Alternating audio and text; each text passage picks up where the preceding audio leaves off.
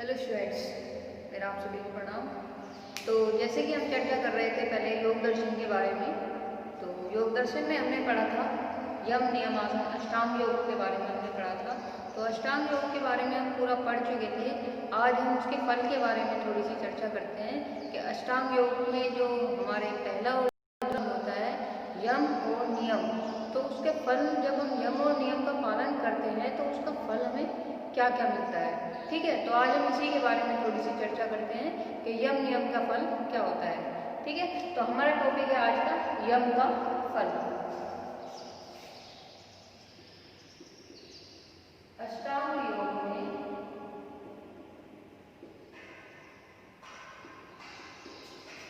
यम का फल। ठीक है, अष्टांग योग में यम का फल क्या होता है। अब हम बात करते हैं अष्टांग योग का पहला जो अंग था यम। यम के जो है 5 अंग होते हैं: अहिंसा, सत्य, अस्तेय, ब्रह्मचर्य और अपरिग्रह। तो हम सबसे पहले जानेंगे कि अहिंसा का फल क्या होता है। ठीक है, अहिंसा के बारे में थोड़ा सा जानते हैं। अहिंसा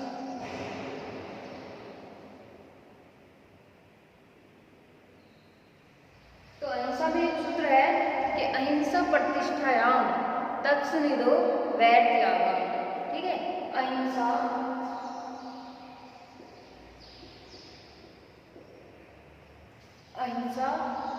प्रतिष्ठायाम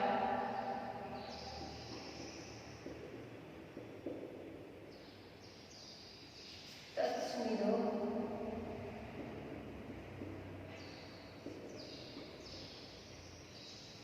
वैर त्यागा।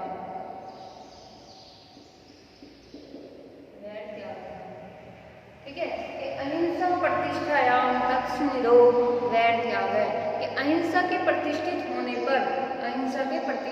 पर निकट में आया हुआ वैरी जो होता है उसका भी वैर जो है त्याग देता है। तो अहिंसा जब प्रतिष्ठित हो जाती है, जब हम अहिंसा का पालन करते हैं तो अहिंसा वाला जो व्यक्ति होता है तो उसके जब प्रतिष्ठित हो जाता है अहिंसा का रूप, तो उसके बाद क्या होता है, जो वैरी होता है, जो उसके निकट वैरी आता है तो उसका भी वो भी वैर अपना त्याग देता है। कि अहिंसा प्रतिष्ठायाम तत्सनिधो वैर त्याग, कि अहिंसा के प्रतिष्ठित होने पर निकट आया हुआ वैरी भी अपना वैर त्याग देता है।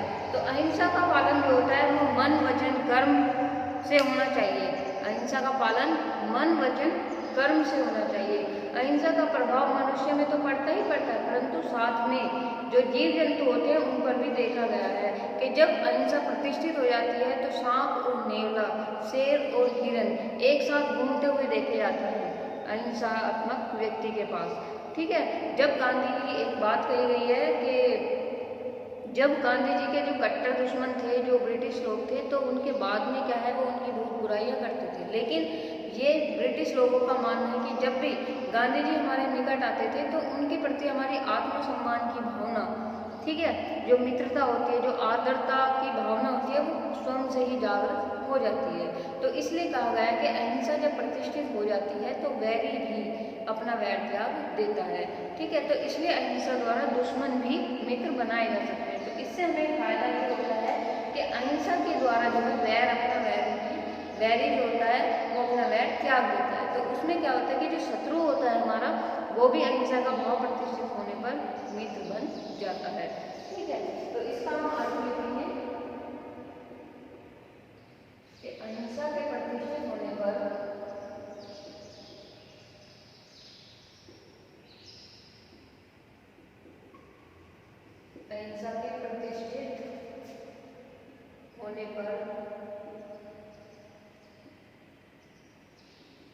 निकट आया हुआ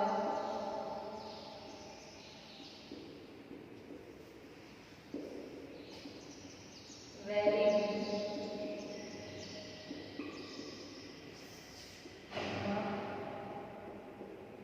वैर त्याग देता है। ठीक है, अहिंसा जब प्रतिष्ठित हो जाती है तो जो दुश्मन होता है वो भी मित्र बन जाता है और जिसका वैर होता है वो भी अपना वैर त्याग देता है। तो ये अहिंसा का फल है। अब हम आगे चलते हैं दूसरा सत्य, सत्य का फल क्या है?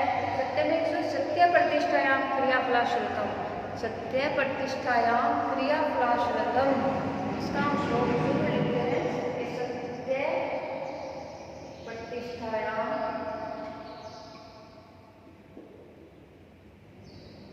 क्रिया फलाश्रतम।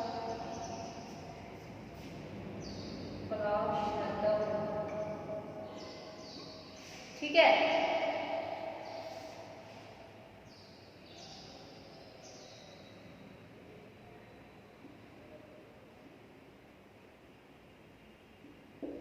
सत्य प्रतिष्ठायाम क्रियाफलाश्रतम, इसमें जो है कि सत्य में प्रतिष्ठित होने पर, सत्य की भावना जो होती है वो उसकी प्राप्ति होने पर, उसका मिलाप हो जाने से जो है व्यक्ति के अंतर्गत क्रिया का अपेक्षित फल प्राप्त हो जाता है। तो मतलब जब व्यक्ति अपने मन वचन कर्म से सत्य में प्रतिष्ठित हो जाता है तो उसे क्रिया का फल प्राप्त हो जाता है। कि वो जब भी कुछ बोलता है उसकी वाणी में इतनी मधुरता आ जाती है, इतनी सत्यता आ जाती है कि वो कुछ भी सोच ले या कुछ भी बोल दे वही सच हो जाता है। तो कुछ लोग मानते हैं कि जब सत्य का आचरण योगी की वाणी में जब उभर जाता है तो उस समय क्या है, सत्य का आचरण करने वाले की वाणी भी अबोध हो जाती है। जब हम सत्य का पालन करते रहते हैं, सत्य का आचरण हमारे अंदर प्रविष्ट हो जाता है तो सत्य के द्वारा क्या है, हमारी वाणी भी अबोध हो जाती है। तो इसके द्वारा क्या है, हमारा जो मन वचन और कर्म के द्वारा सत्य ही निकलता है। अगर हम कुछ सोच लेते हैं या हम कुछ बोलने का प्रयास करते हैं तो वो भी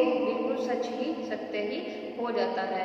तो इसमें आगे कहा गया है कि पतंजलि जी ऐसा मानते हैं कि जो शरीर चित्त में ऐसा कि पूर्ण रूप से शरीर जो है चित्त में अनुभव और समझने की क्षमता बन जाती है, कि वो ऐसा स्वभाव से हो जाता है जो मतलब जब चित्त में सत्य की भावना जागृत हो जाती है तो स्वभाव से ही ऐसा हो जाता है कि वो जो कुछ भी आगे होने वाला है या उसके चित्त में जो आ जाता है, मतलब कि आगे अगर कुछ होने वाला है तो उसके चित्त में आ जाता है, सच्चे का अनुभव से हो जाता है।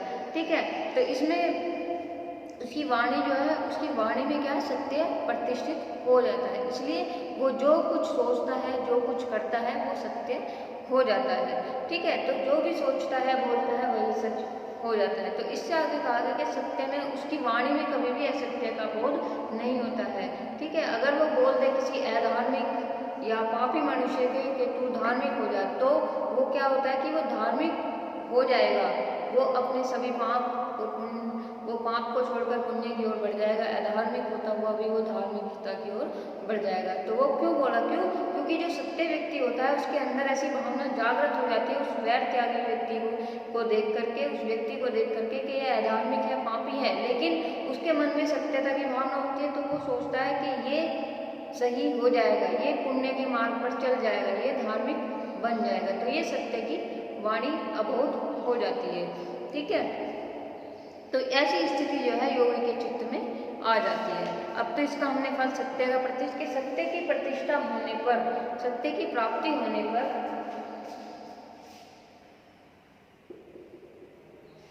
सत्य की प्राप्ति होने पर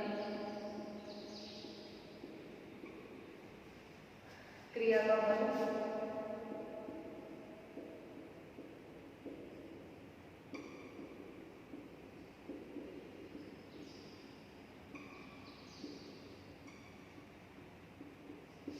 ठीक है।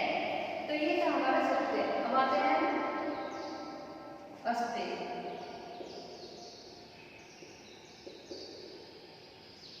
अस्ते में होता है मिथ्या ज्ञान, जो झूठा ज्ञान होता है। अस्ते मतलब झूठ, चोरी करना, झूठ बोलना। ठीक है, तो इसका फल होता है अस्ते प्रतिष्ठायाम सर्वरत्नोपस्थानम। अस्ते प्रतिष्ठायाम, अस्ते प्रतिष्ठायाम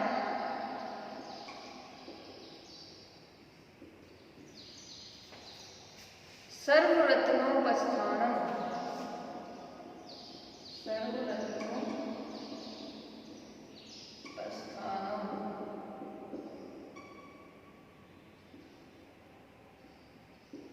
ठीक है, कि अस्ते प्रतिष्ठायाम सर्वरत्नोपस्थानम, कि जब अस्ते प्रतिष्ठित हो जाता है, चोरी के के प्रति जो है वैर त्याग हो जाता है, परित्याग होता है, तो समस्त रत्नों की उसे उपस्थिति प्राप्त हो जाती है। जब चोरी, अस्ते मतलब होता है चोरी न करना, कि जब वो व्यक्ति या साधक चोरी का भाव छोड़कर, चोरी का परित्याग करके क्या है, वो सर्व रत्नों की उसे उपस्थिति उसे प्राप्त हो जाती है, वह सबसे उत्तम पदार्थ प्राप्त हो जाता है। मतलब ये कहा गया है कि चोरी परित्याग की भावना के पूर्ण रूपेण, कि चोरी की जो परित्याग की भावना जो पूर्ण रूप से चित्त में एक संग्रह, एक लोभ की प्रवृत्ति का सर्वथा अभाव हो जाता है, तब सब प्रकार के रत्न,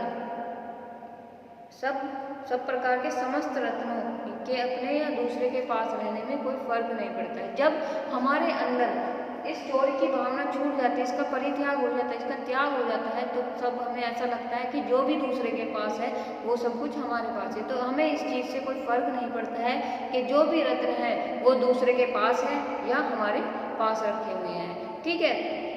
तो उसके व्यवहार में सदा ही ऐसा देखने को मिलता है कि इसका अर्थ यह भी लगाया जा सकता है कि चोरी, लोभ, परित्याग की भावना रखता है तो उस ख्याति और उसकी भरोसे के कारण जो है वह सच्चा और ईमानदार बन जाता है, कि वो दूसरों का रत्न भी, दूसरों की चीज़ें भी अपने पास रखते हुए भी वो अपने स्वार्थ के लिए उसे खर्च नहीं करता है।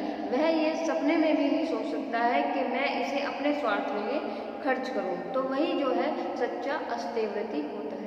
इसका अर्थ हम साधारण शब्दों में ये समझ सकते हैं कि इसमें हमें सर्व रत्नों की उपस्थिति प्राप्त हो जाती है। हम कह सकते हैं कि अगर किसी व्यक्ति ने चोरी के प्रति अपना त्याग कर लिया है, उसके चित्त में ऐसे ये चित्त ऐसा उसका हो चुका है, तो उसको अपने पास रखा हुआ धन, दूसरों का धन में कोई फर्क नहीं पड़ता है, वो सिर्फ और सिर्फ ईमानदार और सच्चा व्यक्ति बन जाता है। और इसी जब उसके अंदर ये विचार आ जाएगा कि दूसरा धन या अपना धन कुछ नहीं है, उसे इस बात से कोई फर्क नहीं पड़ता है, तो वो क्या है, वो एक सच्चा अस्तेव्रती होता है। क्यों? क्योंकि उसने सभी के प्रति अपने त्याग की भावना बना दी है। तो चोरी के त्याग होने पर इसका मतलब लिखते हैं कि चोरी के परित्याग होने पर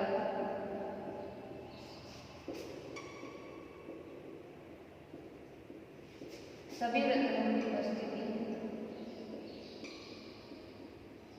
या सभी रत्नों की प्राप्ति हो जाती है।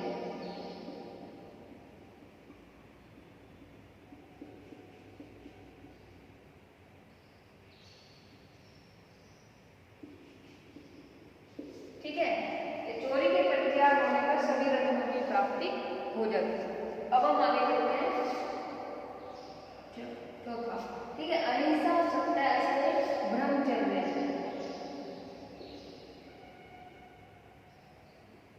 ब्रह्मचर्य, तो ब्रह्मचर्य का फल क्या होता है कि ब्रह्मचर्य प्रतिष्ठायाम वीर्य लाभम, कि ब्रह्मचर्य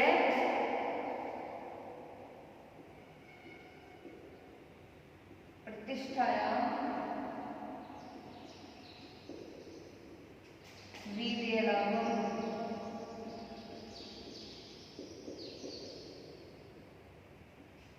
ठीक है, कि जब ब्रह्मचर्य का पूर्ण रूप से पालन करने से क्या रहता है कि जब हम ब्रह्मचर्य का पूर्ण रूप से पालन करते हैं तो उससे हमें क्या है, वीर्य के लाभ में प्राप्ति हो जाती है। वीर्य का लाभ हमें होता है कि ब्रह्मचर्य के पूर्ण रूप से पालन या प्रतिष्ठित करने पर कार्य हम लिखते हैं कि ब्रह्मचर्य के पूर्ण रूप से पालन होने पर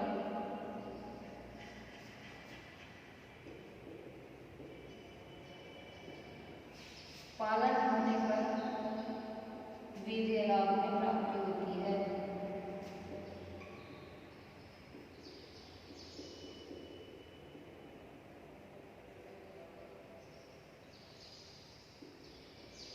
वीर्य लाभ में प्राप्ति होती है, ठीक है, कि ब्रह्मचर्य का पूर्ण रूप से पालन होने पर वीर्य लाभ में प्राप्ति होती है। कि अब हम इसका साधारण शब्दों में अर्थ समझ लेते हैं कि ओज, वीर्य का मतलब क्या होता है कि जो ओज, तेज, वीरता की है, शरीर में अधिक मन से संबंधित होता है। जो ओज होता है, जो तेज होता है, तो वो जो है वीर्य से बहुत ज्यादा मन से संबंधित होता है, ठीक है। कई बार देखा जाता है कि शरीर में दुर्बल होता है किंतु स्वयं पर विश्वास करने वाला व्यक्ति एक पहलवान या योद्धा होता है जो अपने से शरीर में अधिक बलवान और भौतिक साधन वाले प्रतिद्वंदी को हराकर परास्त कर देता है। तो वह सिर्फ इसलिए होता है कि वह अपना वीर्य का संचय करता है। तो जब वह अपने वीर्य का संचय कर लेता है तो तभी उसके अंदर एक ओज, तेज, वीर्यवान वो बन जाता है। वो भले ही शरीर में हल्का हो लेकिन वो अपने से दुगने द्वंदी को भी परास्त कर सकता है।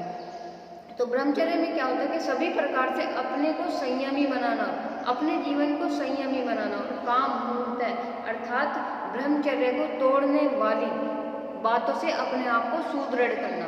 ठीक है, कि सभी प्रकार से अपने जीवन को एक संयमी बनाना। ठीक है, और जो काम मूर्त चीजें होती हैं, जो वस्तु होती हैं, जो भी काम होते हैं, उनके प्रति अपने आप को दृढ़ बनाना।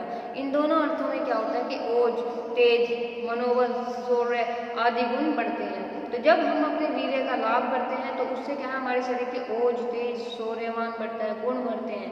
ठीक है, और इससे यह सिद्ध हो जाता है कि समाज सभी बात को मानता है। इस बात को हम लोग जानते होंगे कि जब भी इस कारण से जो है, जब युद्ध काल में सेना विशेषतर अनुशासन और लैंगिक बंधन बनाए जाने से रोके जाते थे। क्यों? जब वो अनुशासन में रहेंगे, लैंगिक बंधन लगाए जाते थे उनके, तभी वो अपने प्रतिद्वंदी को युद्ध में हरा पाते थे। तो इस वीर्य लाभ के द्वारा क्या होता है कि हमारे शरीर में ओज बढ़ता है, तेज बढ़ता है, हमारा शरीर शक्तिवान होता है, बलवर्धक बन जाता है। ठीक है, तो ब्रह्मचर्य का सीधा सीधा अर्थ होता है कि अपनी काम वासनाओं को चित्त में न उभरने देना। कि अपनी काम वासनाओं को चित्त में उभरने, यह कार्य बहुत अत्यंत कठिन है, परंतु अगर जिसने भी यह कार्य सिद्ध कर लिया तो वो अज्ञान के अंधकार के गड्ढे से बाहर निकल जाता है, उसका जीवन सफल हो जाता है, दुखों के जंजाल से निकल जाता है। ठीक है, प्राप्त जो करने योग्य होता है वो उसे प्राप्त कर लेता है। तो ब्रह्मचर्य का जो है हमें निष्ठापूर्वक पालन करना चाहिए। तो योगाभ्यासी जो होता है, जो साधक होता है, उसके सामने इन तरंगों वाले इस काम सागर को पार करने के लिए एकमात्र ब्रह्मचर्य की सुदृढ़ नौका होती है। अगर वो अपनी स्थिति को प्राप्त करना चाहता है योग साधक, तो उसे ब्रह्मचर्य का पालन करना चाहिए। और जब वो ब्रह्मचर्य का पालन कर लेता है तो अपने मार्ग में आसानी से आगे बढ़ जाता है। ठीक है, तो इसके पालन से मानव में शक्ति आ जाती है और वो अपनी काम वासनाओं को निष्काम कर देती है। तो जब एक शक्ति आ जाती है शरीर में, तो जो भी हमारी काम वासनाएं उमड़ के आती है तो वो सबको उनको दबा देती है, उनको नष्ट कर देती है। तो ठीक है, तो जब हम ब्रह्मचर्य का पालन करते हैं तो हमारे शरीर को वीर्य का लाभ होता है। ठीक, अब ये था हमारा चौथा अंग यम का। अब हम पांचवें अंग पे चलते हैं।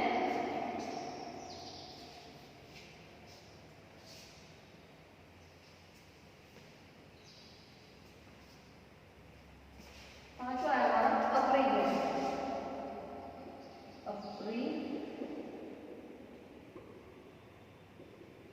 अपरिग्रह का जो फल है वो होता है अपरिग्रह स्थैर्य जन कथनता संबोध है। अपरिग्रह स्थैर्य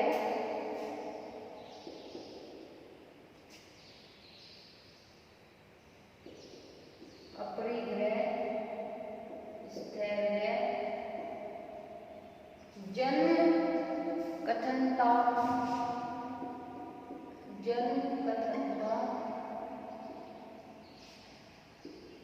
संबोध है।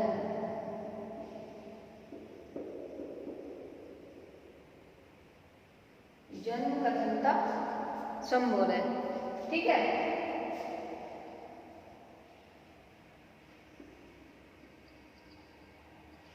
अपरिग्रह से पहले जन कथनता संबोध है। तो इसके क्या होता है, अपरिग्रह में क्या होता है, जब अपरिग्रह पूर्ण रूप से स्थिर हो जाता है, पूर्ण रूप से हमारे अंदर स्थिर होता है, तो हमें इस चीज का ज्ञान हो जाता है कि जन्म कैसे हुआ, क्यों हुआ इत्यादि का संपूर्ण ज्ञान हमें हो जाता है। अपरिग्रह के स्थिर होने पर इसका हम लिखते हैं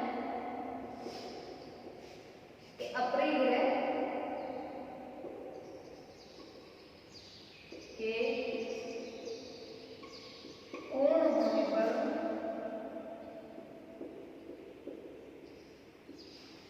जन्म कैसे हुआ,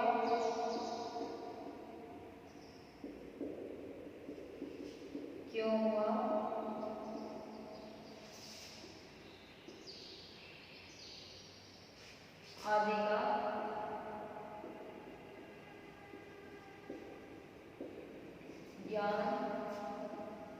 हो जाता है।